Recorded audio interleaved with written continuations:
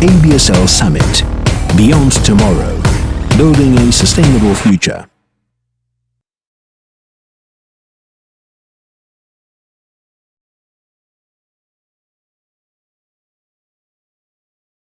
Let us invite Tomasz Salamon, Managing Director, State Street, who will continue the subject, the new employee experience together. And this is really the continuation of this excellent discussion we had. Tomasz, the stage is yours. Thank you very much. Good afternoon, everyone. And thank you very much for having me here. It's a real pleasure. Particularly my suit is thankful for being out of the closet first time in 18 months. I'm very glad it still fits. Without further ado, I will be discussing the case study, how we approach the topic of a future workplace at State Street. A brick and mortar organization you call an organization that is very much bound to a physical presence. And this term is very often used as something which is in contrast to digital service companies or e-commerce companies. And I have to very honestly admit that at State Street, we used to be brick and mortars few years ago. We were very much chained to our desk as employees. Obviously, not taking into account people who were traveling a lot. But when the pandemic came, and in March 2020, we took our monitors and computers and sometimes chairs, and we waved each other saying, hey, see you in 2 weeks. And then these weeks turned into months, and then it turned into extended period of uncertainty. We very quickly realized that actually it's not a threat that we're facing, it's not a challenge, it is an opportunity. So in Poland, on the State Street map, Poland was very much perceived and is being very much perceived as an innovation hub, as a place where you test different approaches, new technologies, because we don't have this baggage of being 30 years in one place, and our workforce is very dynamic and young, so they adapt to changes quickly. We implemented hot desking, a flex booking reservation system for desks 5 years ago, and it took the rest of the organization nearly 6 years to follow us. But back at the time in 2015, when we implemented this in Poland, it was for us a big effort to translate and to explain to our staff to manage this initiative. And right now, by the global workforce, because we're implementing this globally, it is being perceived as a natural step towards the future workplace, as something that is much desired. So, because this is a case study presentation, I wanted to introduce our program, which we call State Street Next, hence the title of the presentation. The Next stands for New Employee Experience Together. And it really defines the future workplace and how our company intends to operate in the years to come. Now, I know that the audience is very diverse, and your organizations are in probably totally different spaces, each of them, right? So I hope that some of the items I will discuss here you will find inspiring. Others you will find reassuring that we're in the same boat. And some maybe you will find controversial or you will disagree with, in which case I really invite you for a discussion later on during the lunch or other networking sessions. If there's one takeaway I would like you to take from this session is the fact that we are really facing a once-in-a-generation opportunity to redesign the way we work.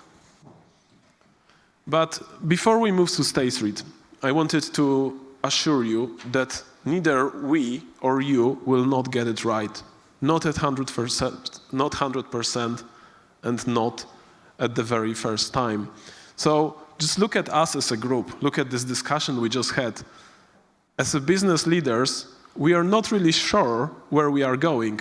And I will just call in few CEO statements from the last months.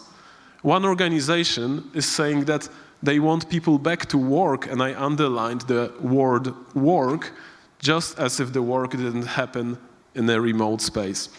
Another CEO is very, very much driven to attract their workforce to the offices. But then you have companies announcing that if our employees want to work remotely, they can do so forever or even from any space in the world. So I'm just calling it out because even last week is bringing the news in our sector, in the financial services and banking sector, where BlackRock is announcing that, yes, we are having second thoughts about our return to office, whereas Goldman Sachs is calling all their staff in UK into the office premises itself, right? So there is this lack of single voice, lack of single vision across the industry. Obviously, I'm not calling these guys to prove anybody right or wrong. I'm just showing you that there is a diversity of opinions amongst the management of the companies. And we also just discussed that it's not only between the companies, it's within the companies, between lower, maybe more junior level staff and senior executives who are saying, hey, come back. And the juniors saying, maybe not so fast. So, taking out the extremes, generally there is a consensus on the market that the future workplace will be a hybrid one. We can probably already say that 100% in the office is no longer an option for pretty much anybody. We can say that 100% at home is not something that we really want. So the future workplace lies somewhere in between. In fact, for State Street, it's none of these models as a single and a defined one. So the new work model will mean the new schedule, new purpose of being in the office, new way of working, new way of collaboration. And because the remote work will stay, we will probably embrace those babies and pets and maybe even hoodies on the video calls, right? They will be still a part of our reality. However, think about it as well from a different side. Like, how much more did you get to know your staff thanks to this fact, right? How much more rapport were you able to establish? And it will not replace a face-to-face relationship building, but it is yet another kind of a benefit of the hybrid work model. But before defining the future workplace, we have to answer ourselves a question: why do we even consider bringing staff back into the office premises? When we asked our people, the answers were very clear. They want to return to the office to collaborate, to innovate, to build relationships. That will be the core of the future workplace. And it was quite clear that they have lost the sense of connection and this social camaraderie over the last 18 months, and that's what they are seeking. So believe it or not, but they do miss a queue to the coffee machine. What they don't miss is they don't miss the interruptions if they need to be focused. They don't miss the noise, and they don't miss this guy from the other team who is stealing their food from the fridge. So the future workplace, it's quite clear that when you need a focus, it's your time to work from home. If you need innovation, if you need collaboration, it's your time to work from the office, which will act as a social hub, pretty much. This means that our employees' presence in the offices will be pretty much purposeful. And we've built like a model that we called 6 C's around it. So why are we going to return to the office? We will return to the office to collaborate, we'll return to the office to communicate. For town halls, team meetings, we will return for performance discussions, we will return for feedback sessions, for this type of interactions. We will return to collaborate in order to have problem-solving sessions, in order to have strategy sessions or maybe larger project kickoffs. We will return to allow collaborations in the teams where output depends one on another. We will return to the office to celebrate, to share the successes, to share the best practices. We will return to the office to create, for new ideas and generation sessions, for brainstorming, for project kickoffs, for Scrum meetings. We will return to the office to coach, to onboard our employees, to onboard our new hires, to deliver in-person trainings, maybe for some mentoring sessions. And last but not least, we will return to the office to care, or because we care, to have those informal gatherings and to maybe take part in employee network events and volunteering events. Moving on, our program is based on few factors. First one being feedback from our employees, research from think tanks, our own experiences. And as you can see, it's not a short journey. We assumed it will end up in 2023. What I wanted to pay your attention today is the second phase, a testing and assessment phase. And this was a time when we really gave ourselves a comfort to try different approaches and maybe to be wrong. So just as an example, I did mention that we were a bit brick and mortar, and right now we are moving to a fully mobile technology. So we had to choose this technology we're moving into. In March, in Gdańsk, in our office, we set up few technological sets and asked our employees to test it, and their feedback was taken into consideration for the final decision. Similarly, with the future workplace, which will be around the new ways of collaboration, we invited our employees to pilot these new ways of collaboration back in May, and then again in July. Around 150 people took part in this soft launch. And we learned pretty interesting things. Like, we learned that if you offer your employees additional MS Teams training, you can wipe out few meetings from a diary. We learned that the meeting doesn't have to be scheduled for 60 minutes. It can be scheduled for 50 minutes, and you can probably still squeeze in everything else into it. And the remaining 10 minutes you can spend on either your email check or a comfort break, or simply a health break for an employee. Excuse me.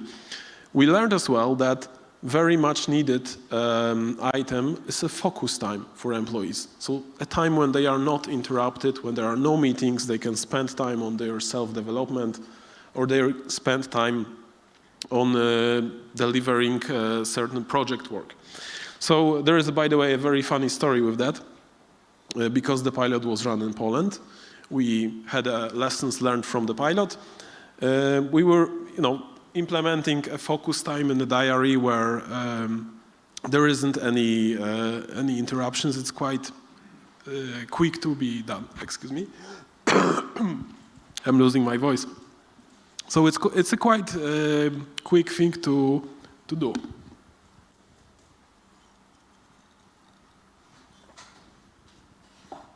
So we did that, and for Poland, we established it will be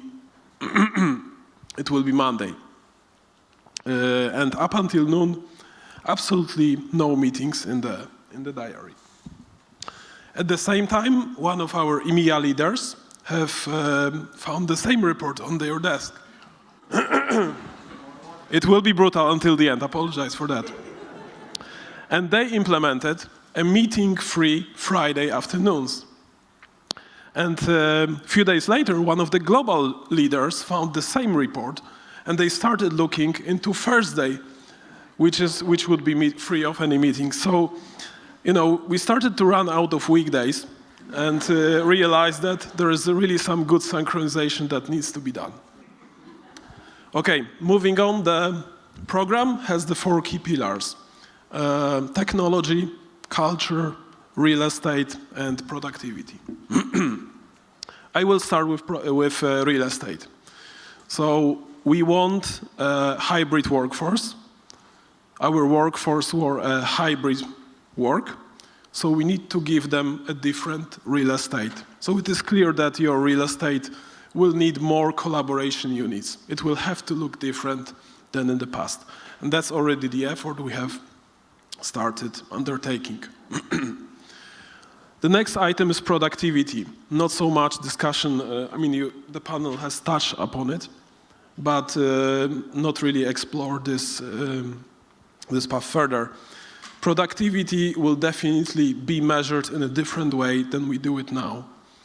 Every employee will have their own productivity metrics that later on big data and big analytics will be analyzing to gain and generate some insights, and this will also drive the way the teams are cooperating. And we are right now in the middle of a big program implementing changes in this area. The third area is technology. Just imagine, State Street is globally a 38,000 people organization, and we are right now moving from a PC-based technology setup into a mobile-first, a laptop-driven setup, which is a pretty big project. I will be quite brave in stating that if not the pandemic, if not this program, it would probably take us like a decade to get there. And last but not least is the culture. Some of you may know Peter Drucker's quote that culture is any strategy for breakfast. So culture is absolutely essential for underlining all those changes. You will need, or we will need, but I think every organization will have to do it. We will need a whole revolution here. The managers will have to change the way they operate. The managers will need additional trainings, additional culture threats will have to be developed, additional recognition for people who follow these cultural threats. Obviously, there is a ton of materials, additional trainings, sites, playbooks, guidelines being created on the back of it. And another funny story, well, it wasn't so funny for me, but I did learn hard way how important the culture is. Last year, at the end, we analyzed the reasons why certain people are leaving us. And we noticed that there is a spike in leavers between 1 and 6 months tenure in the organization. After a quick discussion, it was very clear that the driving is the onboarding, which was fully remote back then. So, no-brainer. We leave part of the onboarding online where it makes sense. But for the actual on-the-job training, we asked the managers to make sure it happens in the office. It was so evident, right, and so clear a solution that we didn't really control that. And I ran the first ad hoc report after 6 months, and guess what? It turned out that still 40% of new hires are being onboarded fully remotely and have never been to the office. Right, so that's how important the culture is for this type of change. Last but not least, a very important element of the future workplace. The individual and personal preferences matters. We are a global company, obviously, as I said, 38,000 employees, but at the same time, some of our employees are living in a very tiny flats, and their role maybe doesn't justify the fact that they would be coming to an office, but they better focus in the office. Maybe other employees whose roles require a more frequent presence in the office have an underlying health conditions, or they have a duty of care, and they already asked us not to return in the foreseeable future. So on one hand you have that, on the other hand you have role requirements. There are roles like traders who, due to regulatory reasons, needs to be in the office pretty much 100%. So we have all that. In order to manage this, we developed a 5 job personas concept, which is pretty much attached to every single position in the company. And every single position is being individually assessed of what type of persona this particular job position is. And as you can see, it allows you to run a pretty good data intelligence across the organization what do you actually need, right? So each of those personas, whether you're working 100% in the office or some sort of a hybrid, is driving the whole target state design. We've already completed the pre-mapping exercise. Seems like we're out of time, so here we go. There was a few observations, few insights, and lessons learned from our Future Workplace program. I want to end by saying that we are really standing in the middle of what the work used to be and what the work will look like in the future. So it's a pretty exciting place and the moment to be in. I hope you're enjoying this as much as I do. We'll have an opportunity to influence the future thanks to this. And paraphrasing Walt Disney, it's a kind of fun to do what we once thought is impossible. Thank you very much.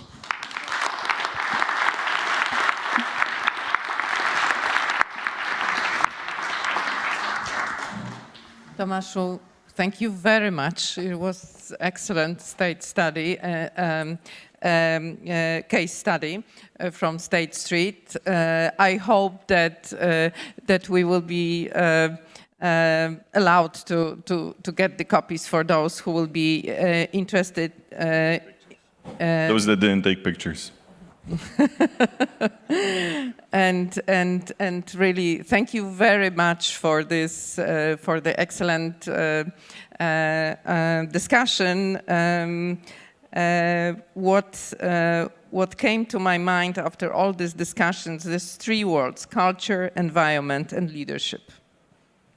To get to this meaningful work space. Is it at home or is it in the office? This is to be decided really very individually based on our discussions. Yes, and I think with that, thank you, Tomasz, and I think with that we're nearing the end of this session. We'd like to invite you to join, to kind of look for the BI stand. I think it's the first time that there's an opportunity to, we all know the ABSL report. I hope all of us know it and value it. And I think it's a first time opportunity when you can actually go and talk to the analysts that have prepared it. And I'm sure they'll have a lot of insight into future of work as well. So there's a BI stand that we'd invite you to go and see. Absolutely. Thank you very much. And we and the panelists are open for the discussion. So see you around. Thank you very much.